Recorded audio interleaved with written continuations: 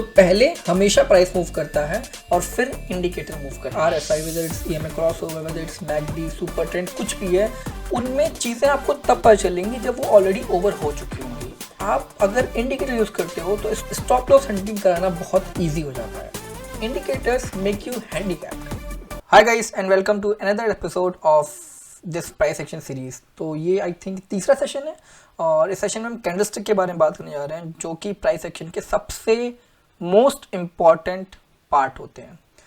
Candlestick के बारे में जो जिनसे मैंने सीखा है, या फिर कह लो कि जो जिनको मैं मेंटर मानता हूँ, mister L brooks, price action के बहुत बड़े ज्ञाता हैं वो, और उनकी बुक्स भी हैं, उनके कोर्सेज भी हैं। बहुत अच्छी चीज़ मतलब उन्होंने प्राइस एक्शन के बारे में बता रखी है। तो उनसे मैंने एक चीज़ सीखी है कि उन्होंने कहा था कि स्टॉक मार्केट में या फिर चार्ट पे हर एक कैंडल एक कहानी कहता है।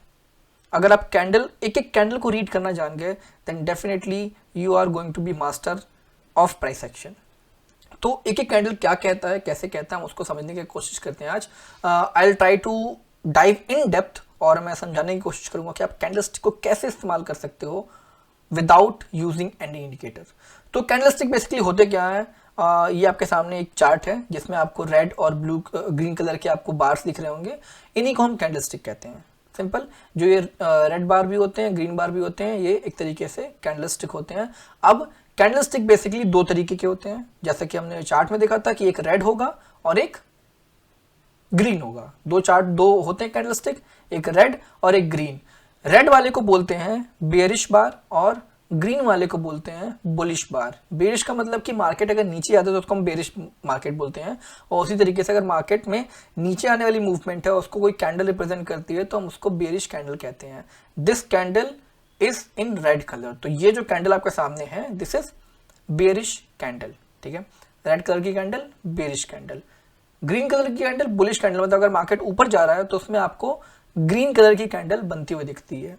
ओके, अब सिंपल लॉजिकल एक चीज आप समझो कि अगर आपको टॉप फ्लोर से ग्राउंड फ्लोर पे आना है, ठीक है, टॉप फ्लोर से ग्राउंड फ्लोर पे आना है, तो आप कहां से स्टार्ट करोगे? आपकी स्टार्टिंग कहां पे होगी? टॉप फ्लोर पे, और आपका एंड क्या होगा जर्नी का? वो होगा ग्राउंड फ्लोर। तो सेम वे में अगर हम बात करें कि ये जो बेरिश कैंडल, इसमें क्या होता है, तो इस बेरिश कैंडल में ये वाला जो पार्ट होता है, ये होता है ओपनिंग। क्यों? क्योंकि हम टॉप से नीचे आ रहे हैं। ठीक है, मार्केट नीचे आ रहा है, तो मतलब पहले ऊपर रहा होगा, ये ऊपर है पहले, उसके बाद मार्केट नीचे आया होगा, तो मार्केट ऊपर से फिर नीचे आता है, and this is called as closing. ठीक है, ये पूरा जो रेड कलर का पार्ट है इसको हम बॉडी बोलते हैं, ये पूरा जो ग्रीन कलर का पार्ट है इसको हम बॉडी बोलते हैं। उसके ऊपर आपको एक विक या शैडो दिखेगी। ठीक है, विक और शैडो को कैसे हम पढ़ते हैं वो भी समझेंगे आगे। अभी फिलहाल इसमें ये जो होता है ओपनिंग होता है, बॉडी का जो टॉप होता है वो ओपनिंग होगा in case of red candle, body का जो बॉटम होगा वो क्लोजिंग होगा in case of red candle. अब मान लिया आपको ग्राउंड फ्लोर से टॉप फ्लोर पे जाना है, तो आप कहां से स्टार्ट करोगे? नीचे से। मतलब आपकी ओपनिंग कहां होगी? नीचे, और क्लोजिंग कहां होगी? ऊपर। ठीक है, सेम वे में अगर आप मार्केट ऊपर जा रहा है तो उसकी ओपनिंग कहां होगी? नीचे। तो जो ग्रीन बार होते हैं उनकी ओपनिंग यहां पे होती है, इनकी बॉडी यहां पे ओपन होती है। ठीक, और जो क्लोजिंग होती है वो यहां पे होती है। ओके, उसके अलावा बॉडी के अलावा एक आपको और दिख रही है विक या फिर शैडो। इनको विक भी बोलते हैं, शैडो भी बोलते हैं, इनको टेल भी बोलते हैं। ठीक है, ये भी एक तरीके से आपको इंडिकेशन देते हैं, इनका भी अलग इंपॉर्टेंस होता है जो हम आगे डिस्कस करेंगे। तो बेसिकली विक क्या बताती है आपको कि मार्केट यहां तक हाईएस्ट गया था बट सस्टेन नहीं कर पाया।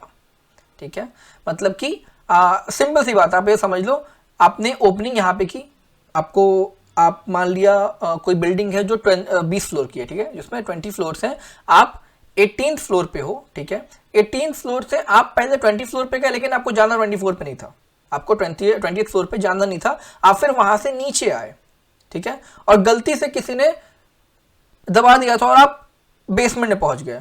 ठीक है, गलती से किसी ने बटन दबा दिया था और आप बेसमेंट में पहुंच गए, आपको बेसमेंट पे नहीं आया था, आपको जाना था ग्राउंड फ्लोर पे। तो ये वही चीज हुआ कि आप कहां तक गए? मैक्सिमम आप 20 तक गए थे, गलती से गए थे लेकिन गए थे, वहां सस्टेन नहीं कर पाए, आप रुके नहीं, फिर वहां से आप नीचे आ गए। गलती कहां पे हो गई थी कि आप बेसमेंट तक चले गए थे, बेसमेंट पे भी आपको जाना नहीं था तो आप वहां पे रुके नहीं और ऊपर चले आए, तो ये आपका क्लोजिंग हो गया। तो सेम वे में मार्केट अगर एक लेवल ऊपर निकलता है और वहां पे सस्टेन नहीं कर पाता है तो वहां पे वो विक बनाता है। एक तरीके का ट्रेल भी आप कह सकते हो, टेल भी कह सकते हो, इसको शैडो भी कह सकते हो। तो ये होती है विक जो मार्केट बनाता है, एंड विक रिप्रेजेंट की टॉप क्या बना था और बॉटम क्या बना था। ठीक, टॉप क्या बना था, बॉटम क्या बना था। अब ये सोचो आपकी, अगर मान लिया बिल्डिंग 20 फ्लोर की है, ठीक है, आप ऊपर से नीचे जाओ या फिर नीचे से ऊपर जाओ, टॉप और बॉटम तो चेंज नहीं होगा, टॉप और बॉटम तो जो थे वही रहेंगे।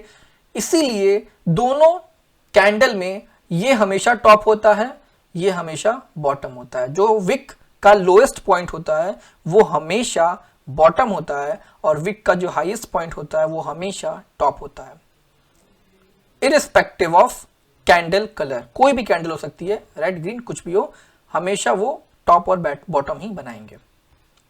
ये हो गए कंपोनेंट ऑफ कैंडलस्टिक कि कैंडलस्टिक में क्या क्या कंपोनेंट होते हैं।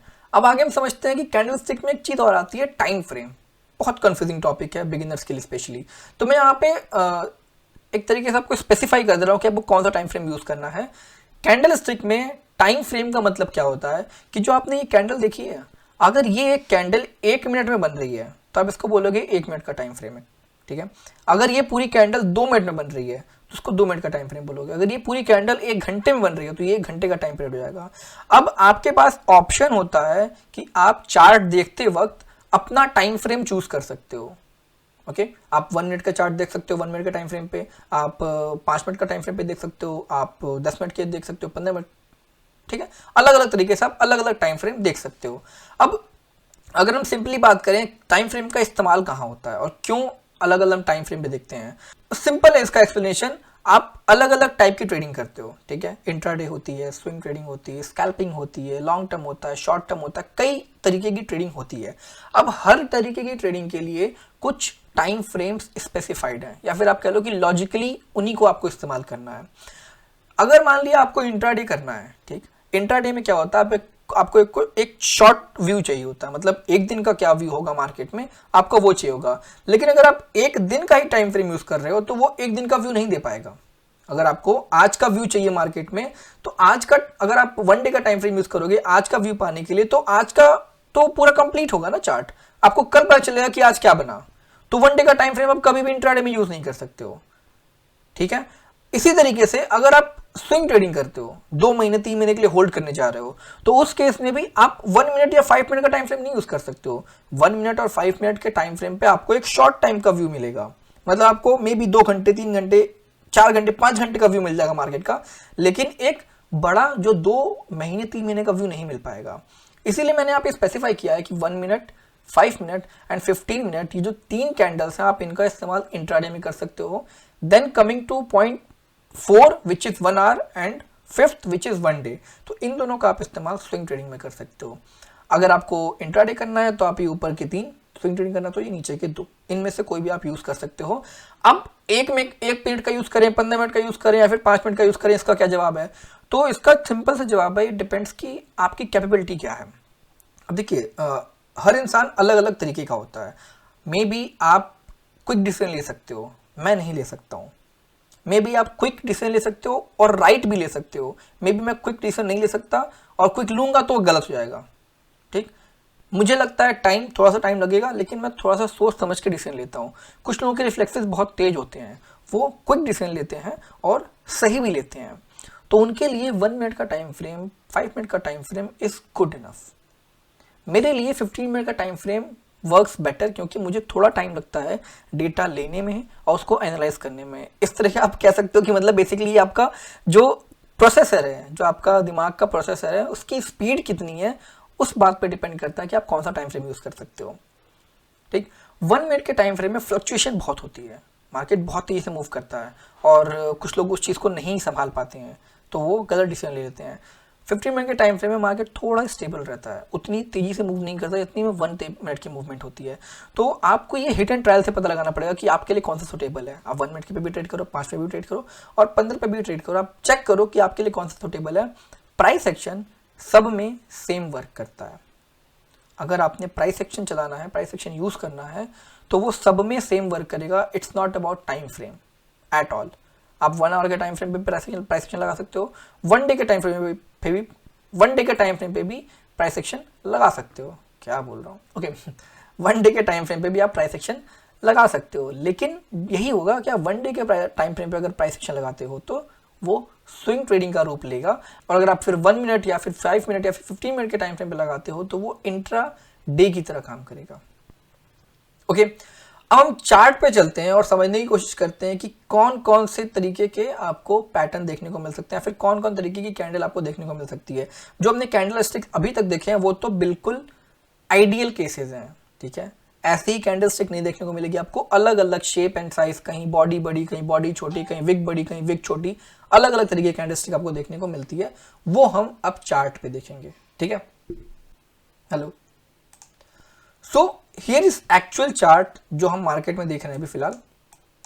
आप अगर देखो तो आपको हर तरह की कैंडल देखने को मिलेगी, लेकिन कलर उसका सिर्फ ग्रीन या फिर रेड होगा।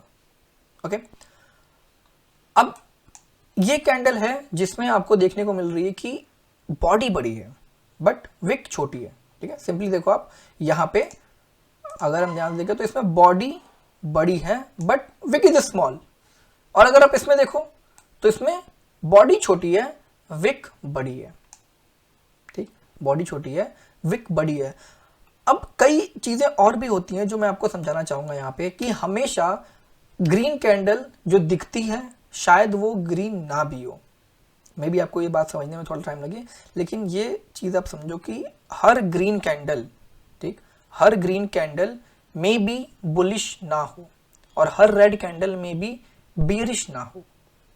Okay, so let's talk about this candle. अगर हम इस कैंडल की बात करते हैं तो इस कैंडल को एनालाइज करने की कोशिश करते हैं एज अ, जैसे हमारे एल ब्रुक्स साहब कहते हैं, उनके तरीके से हम इसको एनालाइज करने की कोशिश करते हैं। तो हम इस कैंडल को समझने की कोशिश करते हैं। पहले हम देखते हैं कि इस कैंडल में क्या चल रहा है, ठीक। इस कैंडल की रेड कैंडल है, इसलिए इस कैंडल की ओपनिंग कहां पे होगी, यहाँ पे। क्लोजिंग कहां पे होगी, यहाँ पे। इसने बॉटम कहां बनाया था, ये वाला, मतलब स्टॉक यहां से ओपन होके यहां तक आया फिर ऊपर गया, ठीक। अब अगर आप इसको एनालाइज करने की कोशिश करो तो पावर ऑफ बेयर्स, अगर हम बेयर्स की पावर देखें तो ऊपर से यहां तक की है, ठीक है। ये पावर है बेयर्स की, ये बेयर्स की पावर है। अब अगर हम इसको देखें ध्यान से तो बुल्स ने ये पावर इतनी खत्म कर दी, ये तो कैंसिल कर दिया। यहाँ पे बुल्स पावर में आए तभी मार्केट को ऊपर लेके गए। मतलब इस तरीके से आप समझ सकते हो कि सेलर्स एक्टिव थे, मार्केट को नीचे ले गए, सेलर्स से पावर हाथ में ले ली गई, ठीक है। सेलर की पावर जो बायर्स उन्होंने अपने हाथ में ले ली और यहां से मार्केट को ऊपर लेके गए। अब अगर हम ध्यान से देखें तो बेयर्स की पावर बची सिर्फ इतनी और बुल्स की पावर हो गई इतनी। अब इसमें कौन सी वाली लाइन आपको बड़ी दिख रही है, बेयर्स की पावर वाली या फिर बुल्स की पावर वाली? कमेंट करके बताओ मेरे को, ठीक। देखने में है ये रेड कैंडल, क्लियर दिख रहा है कि ये रेड कैंडल है, बट एक्चुअल में यहां पे किसकी पावर ज्यादा है? एक्चुअली में यहां पे बुल्स की पावर ज्यादा है, and that is why even after this candle is red we can consider it as a green और बुलिश कैंडल। यही कंफ्यूजन होते हैं छोटे मोटे। अब आते हैं और देखते हैं, जैसे मान लीजिए यहां पे देखते हैं ये कैंडल दिख रही है आपको, ये ग्रीन कलर की, ठीक। ये ग्रीन कलर की कैंडल में क्या हुआ होगा, अगर इसकी ओपनिंग यहां पे हुई है, इसकी क्लोजिंग यहां पे हुई है, इसने टॉप यहां पे बनाया था और ये रहा इसका बॉटम। ओके, अब क्या हुआ, स्टॉक यहां पे ओपन हुआ, स्टॉक ओपन होके ऊपर तक यहां तक गया, ठीक है। और फिर बायर्स ने स्टॉक को खींच के यहां तक ले गए, ठीक। यहां पे अब फिर सेलर्स पावर में आ गए, सेलर्स स्टॉक को खींच के यहां तक लेके आए। अब आप देखो ये रही ये टोटल पावर क्या बोलते हैं सेलर्स की, और ये टोटल पावर बची अब बायर्स की। कौन स्ट्रांग है यहाँ पे? तो क्लियरली यहाँ पे सेलर्स स्ट्रांग है, and that is why even after this candle is green we can consider it as a red candle. तो ये इन डेप्थ एनालिसिस है कैंडल की, जो लोगों को नहीं बताई जाती है। आपको ग्रीन दिखी मतलब वो ग्रीन है, वो मतलब बुलिश है, ऐसा नहीं होता हमेशा। Green might be bearish candle and red might be bullish candle depend upon the situation, ठीक है। अब हम बात करते हैं और तरीके के कैंडल की। अब जैसे जो कैंडल ऐसी होती हैं, ठीक, जिनमें आप कह लो एक तरीके से जो बॉडी है नेग्लिजिबल है as compare to wick, body is negligible as compare to wick, और जो बॉडी है वो दोनों विक के बीच में होती है। मतलब बॉडी के ऊपर भी सेम साइज के विक, बॉडी के नीचे भी सेम साइज के विक। अब कुछ लोग कहेंगे सेम कहाँ है, ये तो अलग अलग है। भाई देखो प्रैक्टिकल चीजें करो। जैसे मैंने अभी एक इंस्टाग्राम पे वो डाला था रील, ठीक है, उसमें मैंने बताया था कि बेयरिश इनगल्फिंग ऐसे होता है। आप लोग कह रहे हैं बेयरिश इनगल्फिंग तो पूरा ही इनगल्फ करना चाहिए। भाई वो गूगल वाली इमेजेस हैं, ठीक है, गूगल वाली इमेजेस आपको प्रैक्टिकल लाइफ में नहीं मिलेंगी और वो आइडियल केसेस हैं, इतना आप समझ के चलो। तो हमेशा आप आइडियल केसेस छोड़ो ढूंढना, किससे आप क्या सीख सकते हो, क्या इंटरप्रेट कर सकते हो, वो बहुत इंपॉर्टेंट है। तो for me this is a candle जिसपे आप कोई डिसीजन नहीं ले सकते हो। क्यों? क्योंकि इसके ऊपर और नीचे ऑलमोस्ट सेम साइज की विक है। मतलब पावर की अगर हम बात करें तो बायर्स की पावर भी ज्यादा पावर है यहाँ पे और बेयर्स की पावर भी यहाँ पे, मतलब दोनों बराबर पावर में चल रहे हैं। अब इट्स लाइक कि आप अगर टग ऑफ वॉर की बात करो, टग ऑफ वॉर होता है तो उसमें अगर मान लिया ये बीच में एक लाइन है और यहाँ पे एक बंदा है और यहाँ पे एक बंदा है, ठीक। अब अगर ये दोनों सेम पावर के हैं, ठीक, इन दोनों की पावर सेम है तो ये हिलेगा, कहीं नहीं जाने वाला ये। लेकिन अब अगर इसमें मैंने एक बंदा और ऐड कर दिया, इसकी पावर ज्यादा हो गई तो इसकी तरफ जाने लगेगा। फिर यही होता है कैंडल स्टिक में भी। अगर मान लिया ये कैंडल इतनी बड़ी होती, रेड कलर की इतनी बड़ी कैंडल होती, तो यहाँ पे बियर्स की पावर ज्यादा होती। एक कैंडल की बात कर रहा हूं मैं, अगर ये रेड कलर इतनी बड़ी रेड कलर की कैंडल होती तो यहाँ पे बियर्स की पावर ज्यादा होती। अभी टग ऑफ वॉर हो रहा है यहाँ पे और दोनों साइड सेम पावर के लोग हैं, ठीक है, दोनों जो बंदे हैं सेम पावर के हैं, इसलिए मार्केट कहीं नहीं मूव करता। और अगर आप इसको शॉर्टर टाइम फ्रेम पे जाकर देखोगे तो it will look like a range bound movement, जहां पे मार्केट ओपन वहीं हुआ और उसी के आसपास क्लोज हो गया। फ्लक्चुएशन थे इसमें लेकिन वहीं के आसपास क्लोज हो गया। अभी ये रिप्रेजेंट क्या करते हैं कि इसमें आप डिसीजन ले सकते हो लेकिन इनमें कुछ तो चल रहा है, ठीक। दोनों में आप कह लो कि खींचातानी चल रही है कि कौन किसको किधर लेके जाएगा। और अगर ऐसा होता है मार्केट में खींचातानी चल रही होती है तो एक डायरेक्शन जल्दी ही मिलती है। ऐसा नहीं है कि मतलब कोई टाइम नहीं स्पेसिफाई कर सकते हो आप, लेकिन जल्दी ही आपको एक डायरेक्शन मिलेगी, ठीक। उसके बाद आती हैं ऐसी कैंडल्स जिनमें आप कह लो कि बॉडी बहुत बड़ी होती है। जैसे मान लिया ये कैंडल, ठीक, ये एक बहुत स्ट्रॉन्ग बुलिश कैंडल है। ये कैंडल इसमें बॉडी बहुत बड़ी होती है, ये कैंडल इसमें बॉडी बहुत बड़ी होती है, तो ये एक स्ट्रॉन्ग बुलिश कैंडल होती हैं। इनको हम बोलते हैं बुलिश कैंडल। और ये आपको बताती हैं कि कौन पावर में है। Right now as you can see it says कि यहाँ पे बायर्स बहुत ज़्यादा पावर में है and that is why market is moving up. तो आई होप आपको ये कैंडल स्टिक का जो पूरा लेसन है समझ में आया होगा। मैं आपको एक पर्टिकुलर पैटर्न बताने के बजाय मैं आपको लॉजिक समझाने की कोशिश कर रहा हूँ कि पैटर्न एक्चुअली डिफाइन कैसे किए जाते हैं and that is the most important part. Pattern याद करा देना इज नॉट डिफिकल्ट, वो आसान पार्ट है। मैं चाहता हूँ कि आपको बिना पैटर्न के भी चीज़ें समझ में आने लगें। तो ये अगर आप ऐसे पावर आइडेंटिफाई करना शुरू कर गए और एक एक कैंडल को रीड करना जान गए, definitely you will kill it, trust me, आप बिल्कुल आग लगा दोगे। तो ऐसे चीज़ें सीखो और समझने की कोशिश करो। कोई भी डाउट है तो जैसे मैंने बताया था कि डिस्कॉर्ड सर्वर आप लोगों के लिए बनाया गया है, लिंक डिस्क्रिप्शन में होगा, आप डिस्कॉर्ड सर्वर ज्वाइन करो, फ्रीली अवेलेबल है, अपने दोस्तों के साथ शेयर करो, कोई दिक्कत नहीं है। जो भी वहाँ पे रहेंगे आपस में आप डिस्कशन कर सकते हो। और अगर आपके आसपास कोई ट्रेडिंग नहीं करता है तो ये आपके लिए सबसे बड़ा वरदान होगा, क्योंकि आप लाइक माइंडेड पीपल के साथ इंटरेक्ट कर पाओगे। आपको समझ में आएगा कि ट्रेडिंग एक्चुअली हो क्या रही है, ट्रेडिंग में एक्चुअली क्या कर सकते हो आप, क्या पोटेंशियल है ट्रेडिंग का, ओके। क्योंकि आसपास के लोग अगर नहीं इन्वॉल्व हैं स्टॉक मार्केट में तो यही बताएंगे कि स्टॉक मार्केट गैम्बलिंग है एंड आपका भी मोटिवेशन एक टाइम के बाद कम हो जाएगा। I don't want that motivation to go down, that is why ये फ्री कोर्स भी आ रहा है and that is why I have given you this free discord server. जाइए, उसका इस्तेमाल कीजिए as much as possible. And अगर आप यहाँ तक आ ही गए हो तो यार छोटा सा काम कर दो, लाइक बटन दबा दो यार, मतलब इतनी मेहनत कर रहा हूँ, लाइक बटन में दबा दो तो यार। उसके बाद सब्सक्राइब कर लो और अपने दोस्तों के साथ शेयर करना इस वीडियो को, ताकि वो भी अगर बिगनर हैं तो ये पूरी सीरीज देख के समझ पाएं कि स्टॉक मार्केट से पैसे कैसे अर्न किए जा सकते हैं। Okay, so till then good night, bye bye and take care.